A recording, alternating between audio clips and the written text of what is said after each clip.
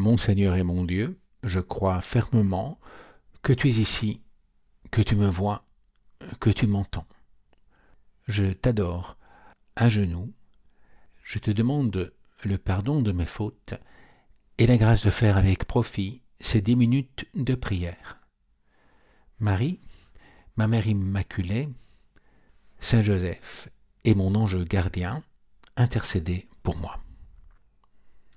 Habemus Papam, c'est ce que nous avons entendu après l'élection du pape Léon XIV.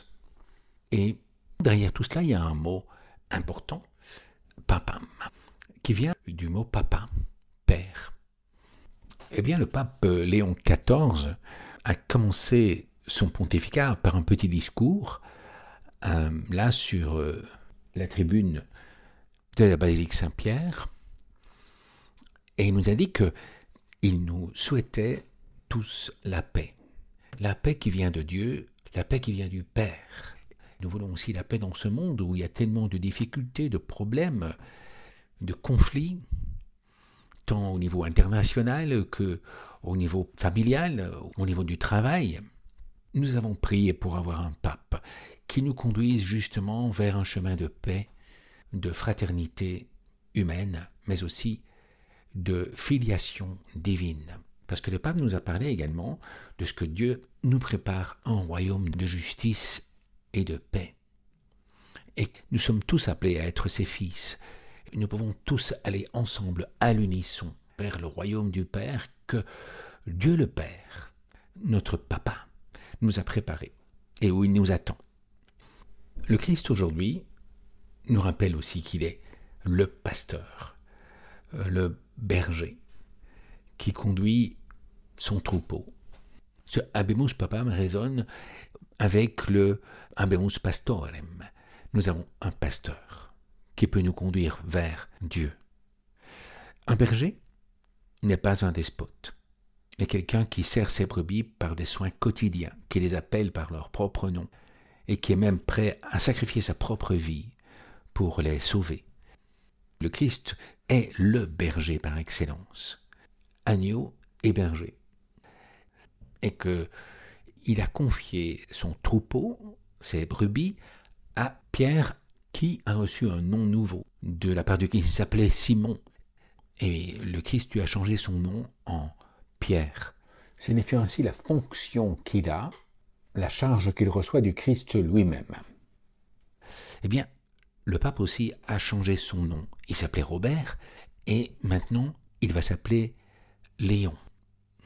Il y a certainement une intention du pape là-dedans derrière ce nom, qui rappelle le nom de Léon XIII, le pape qui avait justement voulu montrer une église proche des problèmes sociaux et dans un contexte de conflit européen, de révolution technologique, industrielle, de sécularisation et d'éloignement de la foi.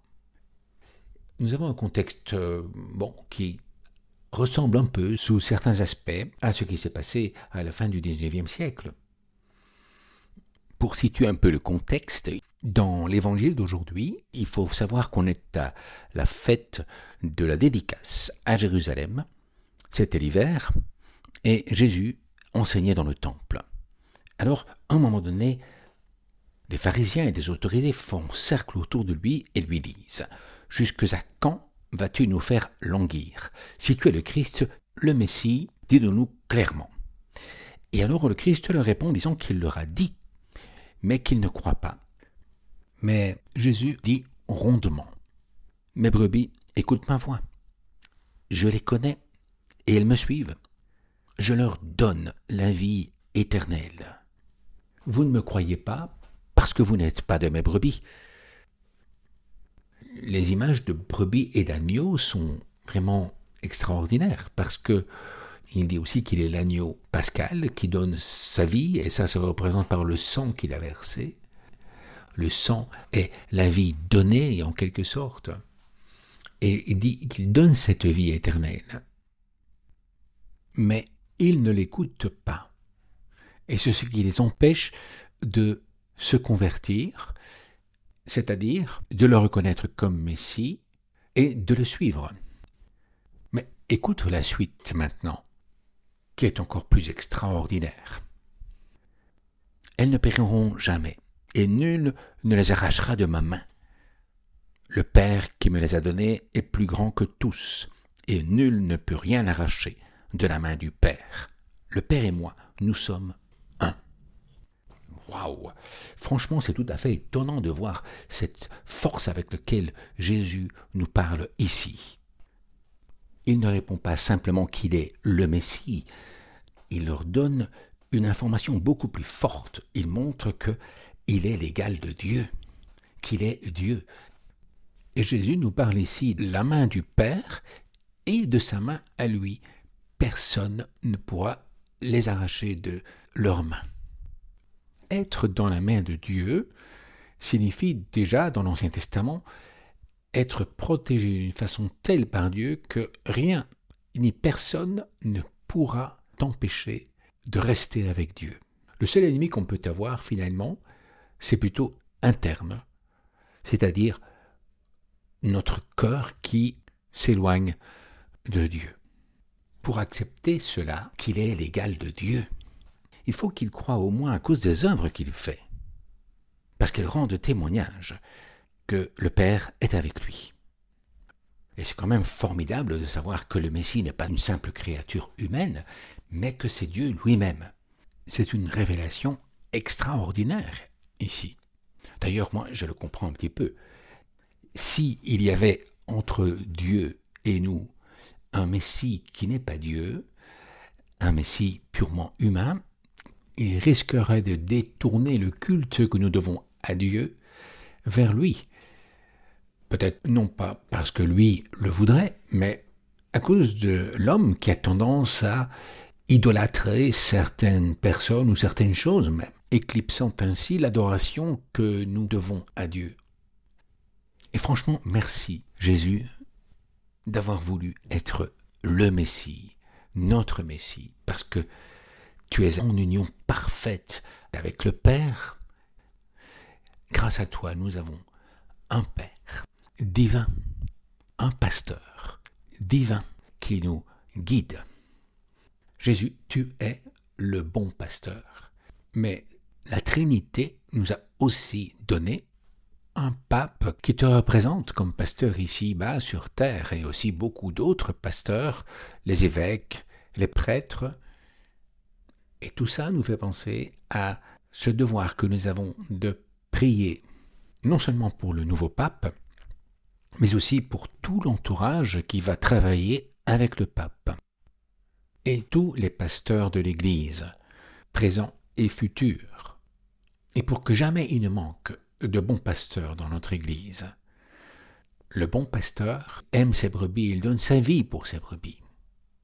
Puisse l'Esprit Saint faire en sorte qu'il y ait toujours dans l'Église des gens qui sont prêts à sacrifier leur vie pour le troupeau, pour ton troupeau, Jésus, à écouter ta voix et à te suivre, non pas de loin, mais très proche de toi.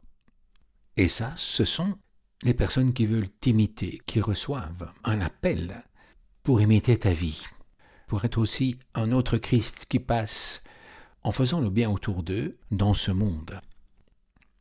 Le pape Léon XIV a beaucoup travaillé les jeunes vocations, spécialement dans l'ordre des Augustiniens, auquel il appartient, mais aussi dans les diocèses, où il a travaillé comme enseignant, comme professeur de théologie, de droit canon, à quantité de séminaristes ou de jeunes qui voulaient dédier leur existence à l'édification du royaume de Dieu. Pour être des missionnaires modernes, selon les termes du pape. Beaucoup de personnes se sentent aussi interpellées aujourd'hui par ce message du pape. Et il s'agit de répondre chacun d'entre nous avec sa propre liberté pour se mettre au service du Christ, comme tant de saints et de saintes l'ont fait au cours de l'histoire. Justement, Marie n'éclipse pas Dieu, mais elle le montre, elle le porte au monde. Elle le donne à chacun d'entre nous.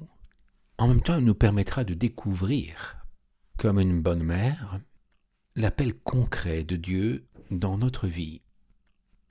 Je te remercie, mon Dieu, des bonnes résolutions, des actes d'amour et des inspirations que tu m'as communiquées dans cette méditation. Je te demande ton aide pour les mettre en pratique.